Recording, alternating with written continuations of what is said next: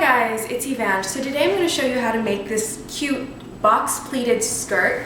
Now box pleats they can be pleats, you can press them in, but really they're just kind of glorified gathering. It's a bit neater than gathering though. You can make them big, you can make them small, it's up to you. But I've made this skirt using, pretty small ones, 1 inch wide, whatever.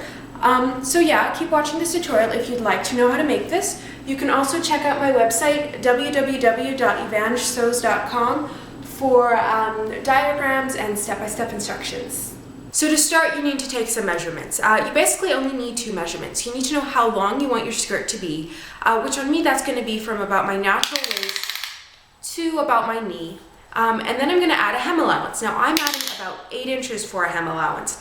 That seems like a lot, but it's basically just 4 inches folded over twice. Why it's so big is it's going to make the skirt drape nicer. It's going to add a bit of weight to the bottom, which will make it drape nicer. And especially with skirts that are kind of gathered through the waist, it does make it fall a lot nicer as opposed to just puffing out. So the length is going to be the length, how long you want it, plus your hem allowance, plus your seam allowance. And then the other measurement you need is a waistband measurement. Now I'm doing my waistband at my natural waist.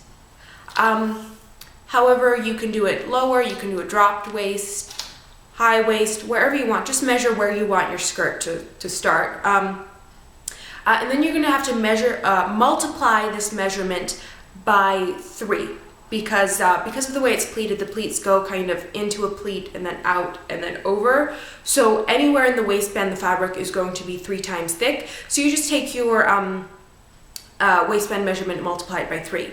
So you're going to need to cut your fabric so that it's, your desired width plus your hem allowance plus your seam allowance, and then the width is going to be 3 times your waistband. Now on me, I've cut out 2 panels of fabric, and that's going to be approximately right. What you can do though is if this is too big, you kind of cut it down on the side. If it's too small, you'd have to add another panel, maybe cut them down, or you could just use wider fabric. But basically you just need your fabric, the final width needs to be 3 times your finished width. So what I've done is I've cut out 2 panels of fabric, which is going to be about right for me, and then I've sewn it into a loop. So it's kind of like a big skirt sack kind of thing now. However, I have left a gap at the top. This is where my zipper is going to go. To sew a zipper, you basically just leave a zipper-sized slit along one of your seams, and then I've already switched my sewing machine to a zipper foot. And what you need to do is along one of these seams, you just take your zipper, place it right sides together, and then sew. Okay, and then you zip your zipper up, and then do the same thing along the other side.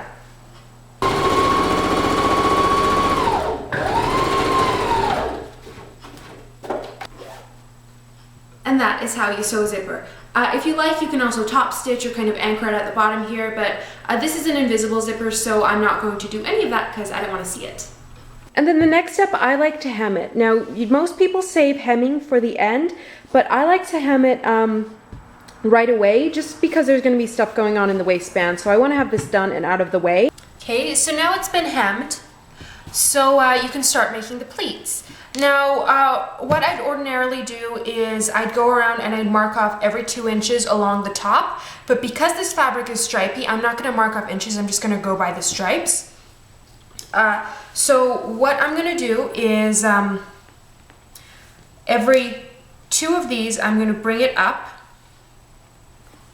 and then I'm going to sew a little seam like this, and then 2 inches over, and then sew a little seam like this.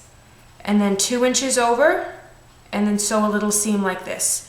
So I'm gonna end up with a bunch of seams, just short seams, like 1/2 inch, 1 inch long. It's just gonna make it easier in the long run. And this is more or less what you'll end up with. Now what you need to do is just kind of flatten these and pin them in place like that. And then sew along to hold it in place. So once you have your skirt like this, you can press it, but you don't have to. I'd maybe press it for if you've done a bigger box pleat, but I've done pretty small ones, so I'm not even gonna bother. This is like a glorified gather, not pleats barely. It's very loose, very freeform. Again, it doesn't have to be exact like knife pleats either. It's really, you know, if there's a tiny bit of extra space between some of them or some of them overlap, don't worry about it. No one's gonna notice. Box pleats don't have to be exact. It makes a really easy skirt. It's a bit neater looking, I think, than a dirndl skirt, which is just gathered at the top. But once you're at this point, you need to add a waistband or attach it to a dress or whatever. So I'm doing a skirt, so I'm going to do a waistband. So I've just cut out a piece of fabric that's the length of my waist plus several inches of overlap, and I'm just going to sew this on right sides together, then fold it in half, iron it, fold under the ends, and then top stitch, hold it in place. Ta-da! What do you think?